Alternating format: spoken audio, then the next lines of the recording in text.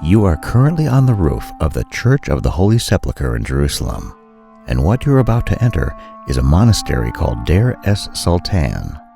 While this 1/2-acre monastery is owned by the Coptic Egyptian Orthodox community, it is Ethiopian Orthodox monks who are currently allowed to reside and worship here. Now, Ethiopian monks have been living on this roof since the 16th century. They receive little help from their mother country, Ethiopia, and so they live here quietly, in poverty, and life changes for them very slowly. It's very cold here in the winter. Sometimes there is no running water or electricity, and when it rains, the water pours into the rooms where the monks live.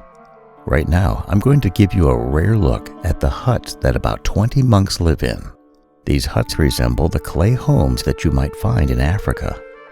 Now, the Ethiopians used to have control over 4 chapels in the Church of the Holy Sepulcher, but because they could not afford to pay taxes to the Turkish government that once controlled the Holy Land, their chapels were taken away from them, and now they live here only as tenants of the Egyptian Coptic Church. Even though the Ethiopians are Christians, their worship is very Jewish.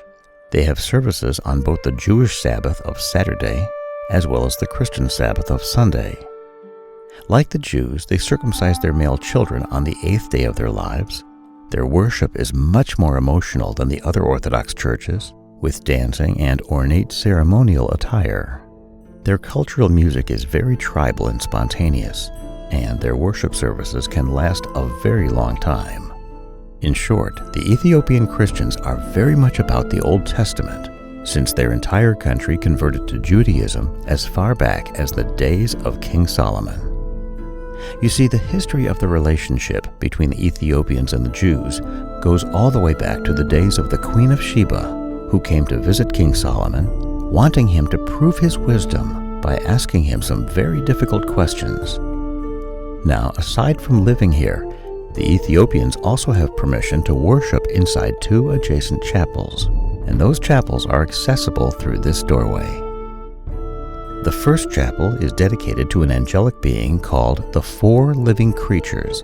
The 4 living creatures are mentioned twice in the Old Testament book of Ezekiel and 11 times throughout the New Testament book of Revelation. They aren't actually animals, but they are understood to be angels. The 4 living creatures have many eyes and wings, and they know everything, and they go everywhere. Now, this is a very humble example of what we see in other Orthodox churches. As we go downstairs, we come to another chapel used by the Ethiopians.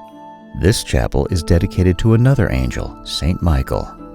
Michael was the warring angel for the nation of Israel, and he's mentioned 3 times in the Old Testament book of Daniel, once in the book of Jude, and once in Revelation. Michael is the angel who cast Satan out of heaven, and according to Jude verse 9, he has been prevailing over the devil ever since. In the Orthodox churches, Michael is seen as the highest-ranking angel in heaven. Now, as you can see, the chapel of St. Michael empties out into the courtyard of the Church of the Holy Sepulcher.